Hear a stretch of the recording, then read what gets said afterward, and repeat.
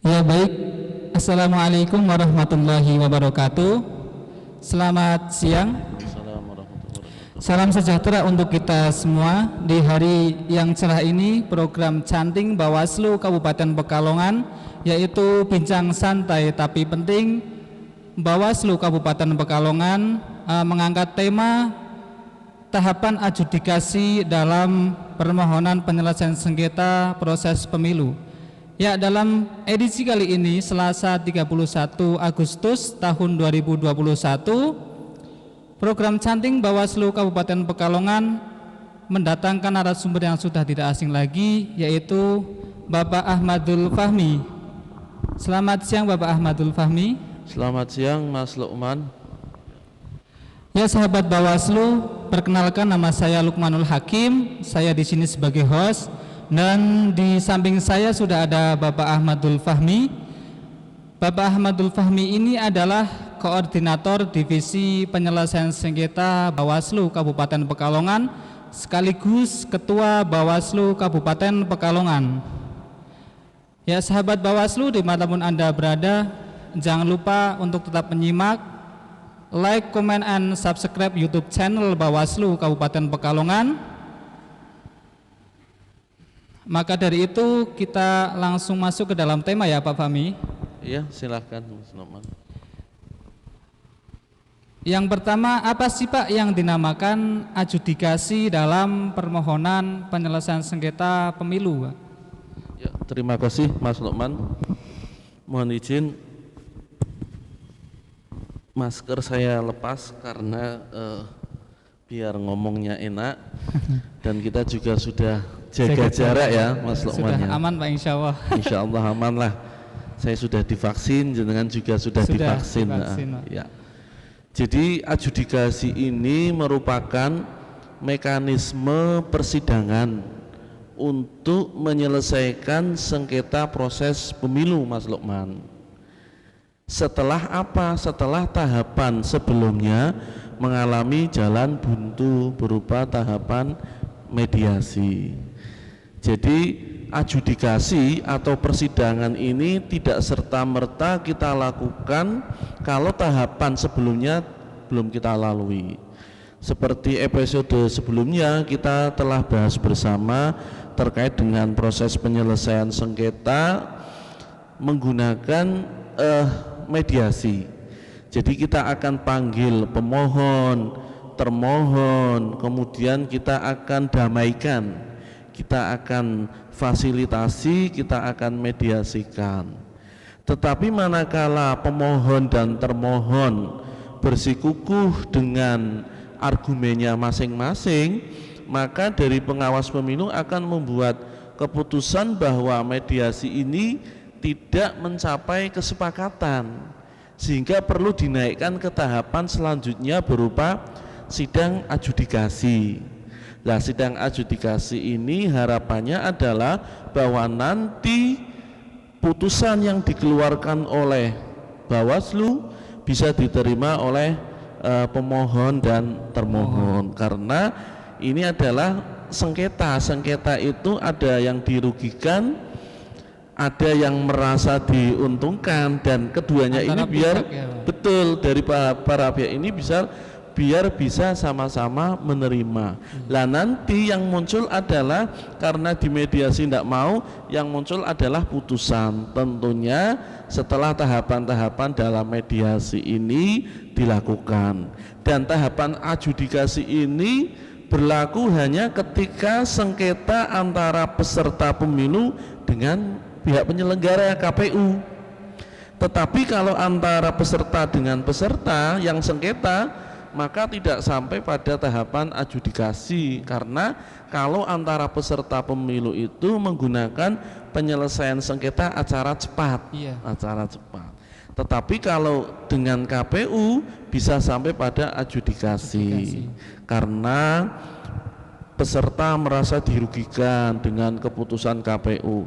KPU membuat keputusan bahwa tanggal kampanye peserta A sekian, peserta B sekian. Lah yang peserta satu merasa dirugikan, wah ini harinya ini tidak sesuai dengan keinginan saya, bisa mengajukan karena itu berupa putusan dan berita acara yang dikeluarkan oleh KPU. Ketika mendaftar menjadi caleg, kemudian oleh KPU dianggap orang ini tidak memenuhi syarat, sehingga tidak bisa ditetapkan. KPU mengeluarkan surat keputusan berita acara penetapan caleg yaitu A, B, C, D, E dan selanjutnya. Orang tersebut tidak dimasukkan ke dalam urutan tersebut sehingga dianggap tidak memenuhi syarat.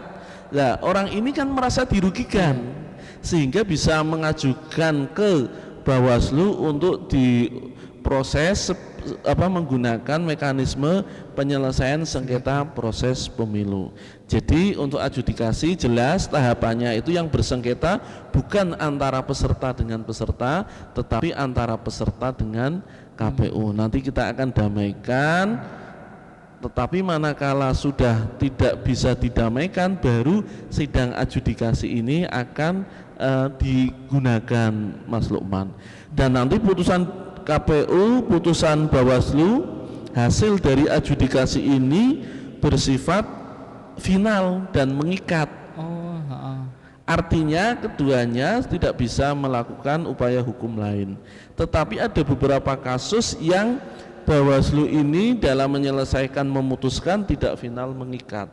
Contohnya terkait dengan verifikasi partai politik. Jadi partai politik ketika dia mendaftarkan diri sebagai partai politik tentu akan diverifikasi oleh KPU terkait dengan kelengkapan baik verifikasi administrasi maupun faktual.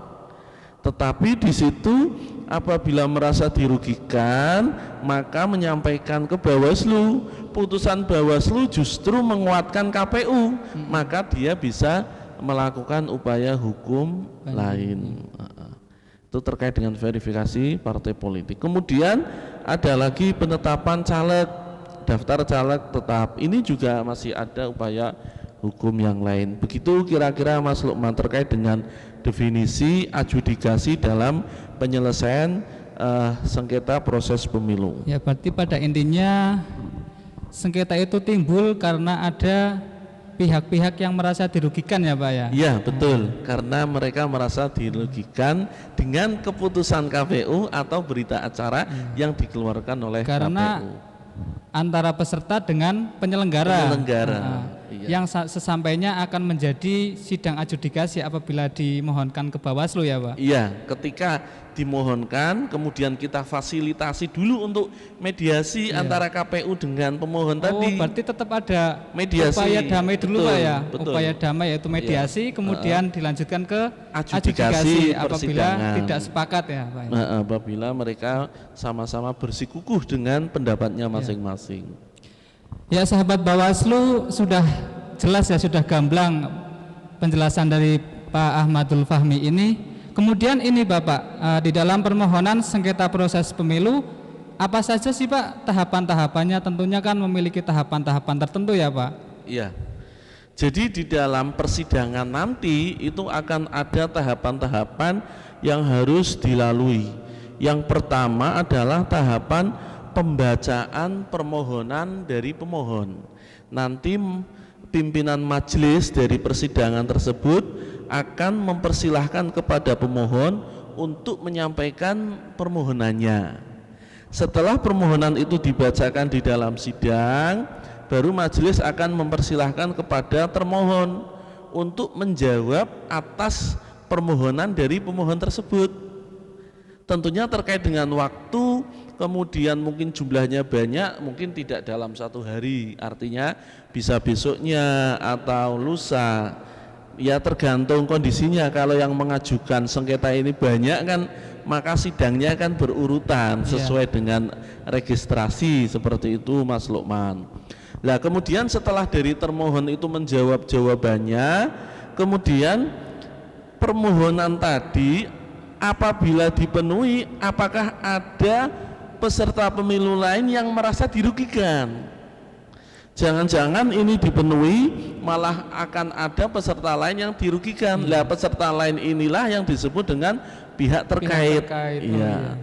Maka perlu diundang juga untuk menyampaikan tanggapan dari pihak terkait tersebut. Ada tahapan itu ya Pak, berarti apa? Tanggapan daripada Pihak terkait itu. Iya, ya betul.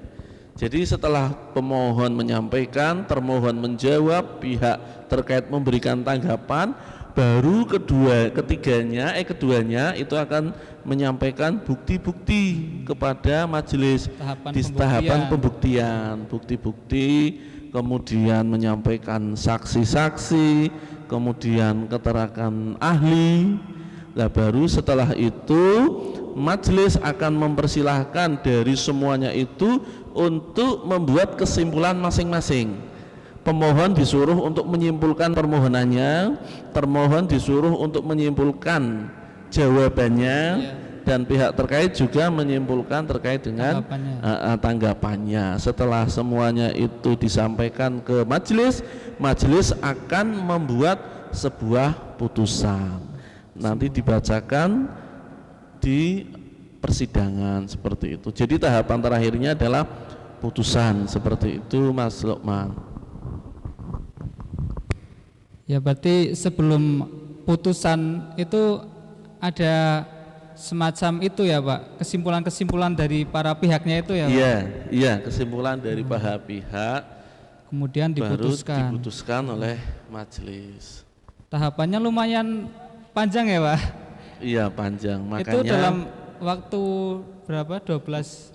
Makanya di dalam undang-undang adjudikasi atau penyelesaian sengketa proses ini dikasih waktu 12 hari untuk menyelesaikan, dari mediasi, dari awal register, mediasi, kemudian adjudikasi dan putusan. Kemudian ini Bapak masuk dalam tahapan yang pertama tadi ya Pak, yang sudah dibacakan. Oh ya, pembacaan permohonan pemohon. Ya.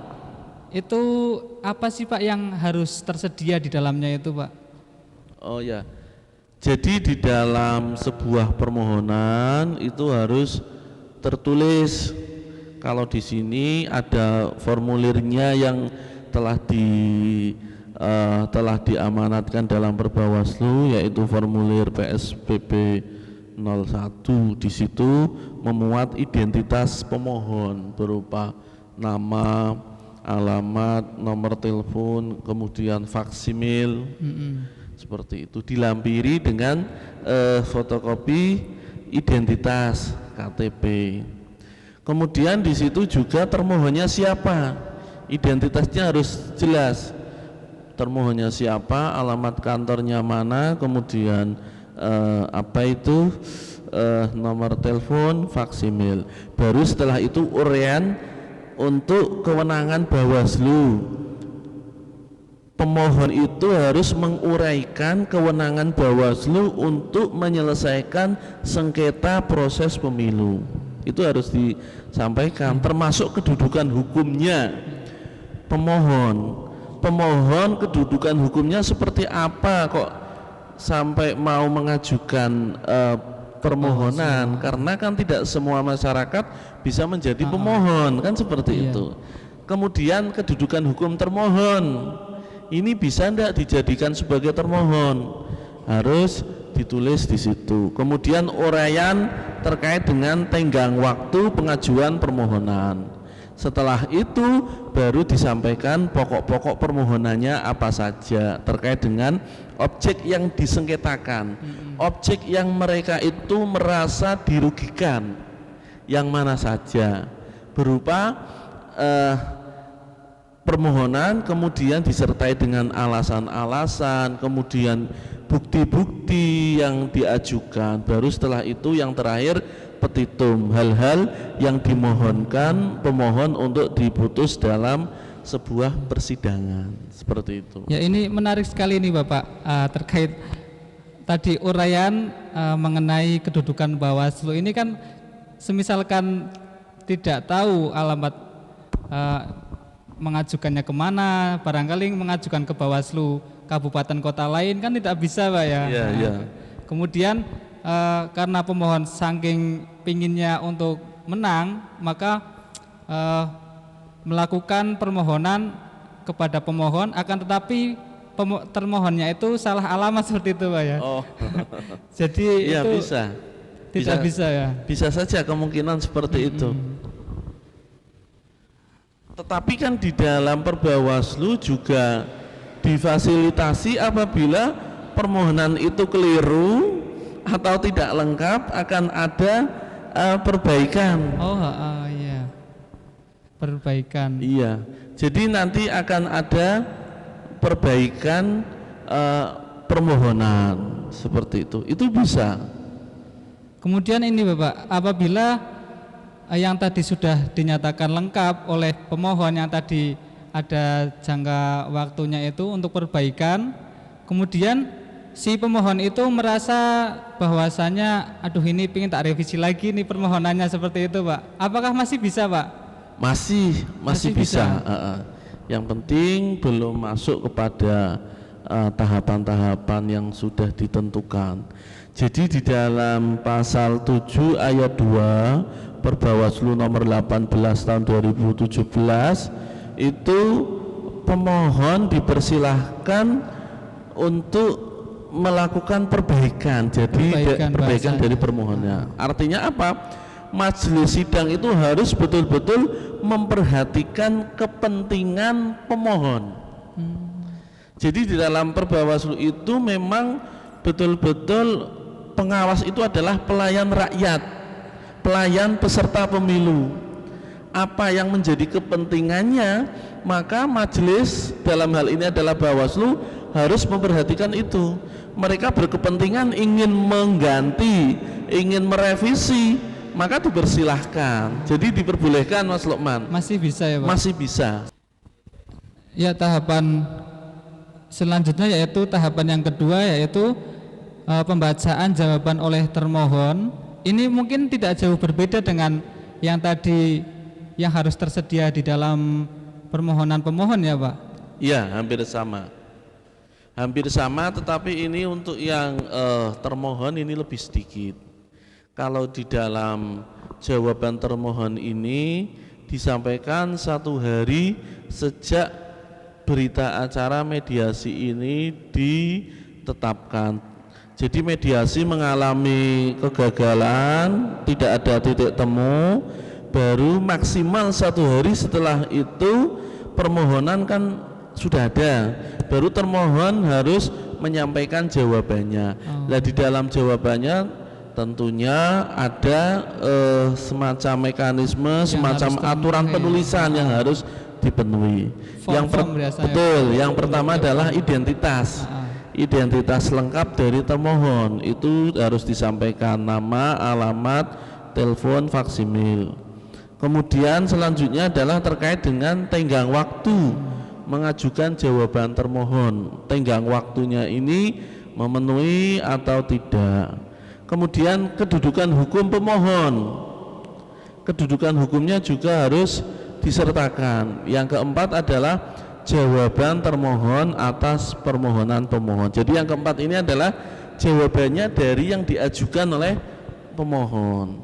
Dan yang ketiga adalah petitum, hal-hal yang ingin diputuskan oleh termohon. Seperti itu Mas Lukman. Kemudian kalau tidak salah setelah permohonan, pembacaan pemohon oleh termohon, kemudian ada tanggapan daripada pihak terkait ya Pak. Kalaupun ada seperti itu Pak ya. Ya, dari pihak terkait. Itu kan tadi kalau tidak salah bahwasanya pihak-pihak yang apabila terdapat putusan Bawaslu maka pihak lain yang tidak terlibat yaitu seperti peserta pemilu lainnya merasa dirugikan seperti itu ya Pak ya, yang namanya pihak terkait. Kemudian tahapan selanjutnya adalah pembuktian ini Bapak. Kalau pembuktian itu kira-kira apa saja sih Pak dalam pembuktian adjudikasi proses penyelesaian sengketa di Bawaslu? Iya. Jadi di dalam pembuktian itu ada 2 hal. Yang pertama ada 2 hal yang harus diketahui. Yang pertama adalah terkait dengan alat bukti, kemudian legalitas alat bukti. Di dalam pasal 13 ayat 2 Perbawaslu 18 tahun 2017 disebutkan bahwa alat bukti tersebut harus ditandatangani oleh pemohon atau kuasa hukumnya. Permohonan itu harus ditandatangani oleh pemohon atau kuasa hukumnya disertai dengan alat bukti yang sudah ditandatangani atau diparaf. Kemudian disertai dengan salinan-salinan rangkap 4, yang satu asli, kemudian bermaterai, kemudian dileges, dan yang ketiga adalah salinan, kemudian tambahan satu lagi adalah dalam bentuk digital dengan format Microsoft Word seperti itu. Jadi itu terkait dengan bukti. Di samping ada itu, di samping ada dalam bentuk buku, juga ada dalam bentuk digital ya Pak? Ya. Lah kemudian alat buktinya itu apa saja yang bisa digunakan? Ya. Tentunya yang pertama adalah surat, karena objek yang disengketakan di sini adalah surat keputusan KPU atau berita acara dari KPU, sehingga alat buktinya adalah surat. Kemudian keterangan dari pemohon, termohon disampaikan pada sidang adjudikasi. Kemudian alat bukti lagi adalah keterangan oleh saksi-saksi. Lah saksi itu siapa? Saksi itu yang mengalami, kemudian melihat, mendengar sendiri. Artinya bukan dari orang lain, tapi dia betul-betul mengalami. Dan saksi ini minimal adalah 2 orang, Mas Lukman. 2 orang. Iya, satu tidak bisa. Kalau dalam bahasa hukumnya itu adalah onus testis, nullus testis. Ya. Nah, satu saksi bukan saksi. Artinya ketika ada saksi hanya seorang, maka tidak bisa dijadikan sebagai saksi. Kemudian syaratnya yang lain, seorang saksi itu juga harus berumur minimal 17 tahun. Oh, ada syarat umurnya juga Pak? Iya. Tidak atau bisa sudah anak menikah. Sehingga anak kecil yang melihat kejadian maka tidak bisa dijadikan saksi. Seperti itu. Kemudian terkait dengan umur, boleh kurang dari 17 tahun tetapi sudah menikah. Sudah menikah. Kayak Mas Lukman ini kan baru menikah ya, jadi bisa menjadi saksi. Tetapi karena bekerja di Bawaslu tidak boleh menjadi saksi untuk masalah kepemiluan. Iya. Seperti itu, harus netral ya Mas Lukman ya. Insya Allah Pak, netral. Ya harus itu. Kemudian keterangan ahli. Keterangan ahli. Ya, keterangan ahli. Jadi ahli itu seorang yang memiliki keahlian khusus yang diperlukan untuk memberikan keterangan guna kepentingan penyelesaian sengketa proses pemilu, seperti itu. Kemudian yang selanjutnya adalah informasi elektronik, dokumen elektronik, kemudian hasil cetakannya, dan yang ketiga terkait dengan bukti-bukti itu masuk juga adalah pengetahuan dari majelis sidang. Seperti itu Mas Lukman. Ya, sangat menarik sekali ya nih sahabat Bawaslu, dimanapun Anda berada. Kami ingatkan kembali, jangan lupa untuk tetap like, comment, and subscribe YouTube channel Bawaslu Kabupaten Pekalongan. Ya, ini pertanyaan selanjutnya ya Bapak Mi. Setelah melampaui tahapan pembuktian daripada pihak-pihak yang terkait, pihak-pihak yang merasa dirugikan, yaitu dalam hal ini ada pemohon, termohon maupun pihak terkait, kemudian dilanjutkan oleh tahapan kesimpulan ya Bapak. Tahapan kesimpulan ini apa sih Pak? Ya. Bagi majelis atau bagi para pihaknya itu seperti apa Pak? Ya, jadi tahapan kesimpulan ini adalah tahapan akhir dalam adjudikasi sebelum adanya putusan dari majelis. Dari awal pemohon menyampaikan permohonannya, kemudian termohon menjawab dari permohonan, penyampaian alat bukti saksi. Lah itu semua harus disimpulkan oleh pemohon dan termohon, sehingga pemohon di sini harus menyampaikan kesimpulannya. Lah di dalam kesimpulan itu harus ada identitas pemohon, harus lengkap. Ya. Nama, alamat, nomor telepon, faksmil, masing-masing pihak itu Pak ya. Iya.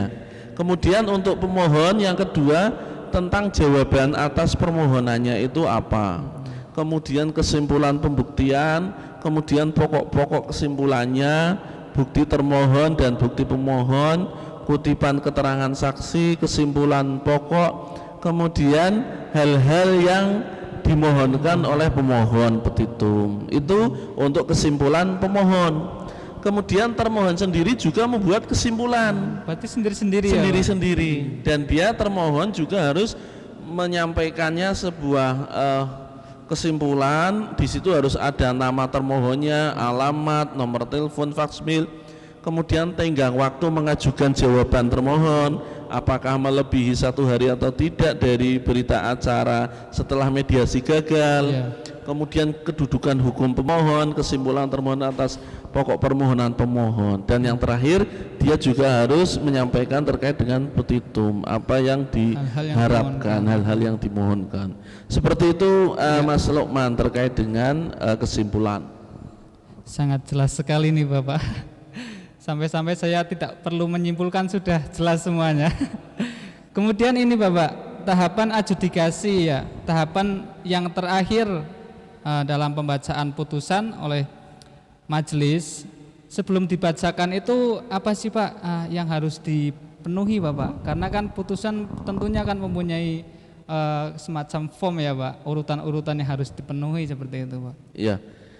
Jadi setelah semuanya dilalui tadi yang telah saya sampaikan, tahapan akhir adalah membuat keputusan. Nah, ketika membuat keputusan ini majelis harus membuat dengan pertimbangan majelis, tenggang waktu, pengajuan permohonan, kemudian objek sengketa, kedudukan hukum pemohon dan kewenangan Bawaslu. Ini akan menjadi pertimbangan majelis, apakah di situ sudah sesuai atau belum. Baru setelah itu pembacaan putusan dibaca oleh ketua majelis, kemudian dilanjutkan secara bergantian oleh anggota. Jadi yang memulai pembacaan putusan ini adalah ketua majelis.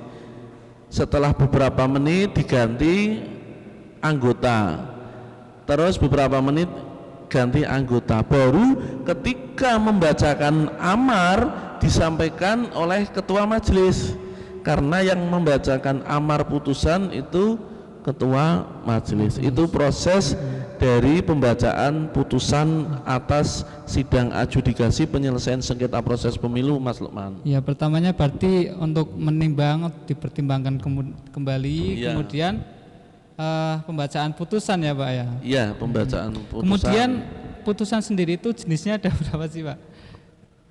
Kalau putusan sendiri kan ada putusan yang mengabulkan seluruhnya, ada yang menolak seluruhnya. Ya, tetap ada yang mengabulkan, ada yang menolak Pak. Iya. Terus ada yang mengabulkan sebagian, seperti itu. Artinya bisa saja tergantung nanti majelis yang akan menyampaikan itu. Ya, terima kasih sahabat Bawaslu dimanapun Anda berada yang sudah menyaksikan program Canting Bawaslu Kabupaten Pekalongan bersama saya Lukmanul Hakim dan Bapak Ahmadul Fahmi sebagai narasumber. Sebenarnya ini masih banyak yang ingin saya gali Bapak, akan tetapi karena waktu yang sudah tidak bisa mencukupi untuk kita melanjutkan daripada perbincangan kali ini, barangkali ada closing statement Bapak? Saya kira ini bisa dipahami. Saya berharap nanti masyarakat baik yang saat ini juga sudah bersinggungan kepemiluan, dalam hal ini peserta pemilu, partai politik, atau yang ada kemungkinan kedepannya menjadi caleg, ini bisa menjadi rujukan atau materi baru ketika nanti merasa dirugikan dengan keputusan KPU. Ternyata ada upaya hukum ketika putusan KPU atau berita acara yang dikeluarkan KPU itu tidak sesuai dengan harapan dari peserta pemilu, yaitu upaya penyelesaian sengketa proses pemilu. Seperti itu Mas Lukman. Saya kira cukup. Ya, terima kasih Pak Fahmi dan sahabat Bawaslu dimanapun Anda berada, semoga tetap sehat selalu dan tetap dalam lindungannya. Jangan lupa untuk tetap like, comment, and subscribe YouTube channel Bawaslu Kabupaten Pekalongan. Saya Lukmanul Hakim pamit undur diri. Sekian dan terima kasih. Wassalamualaikum warahmatullahi wabarakatuh. Bersama rakyat, awasi pemilu, bersama Bawaslu, tegakkan keadilan pemilu.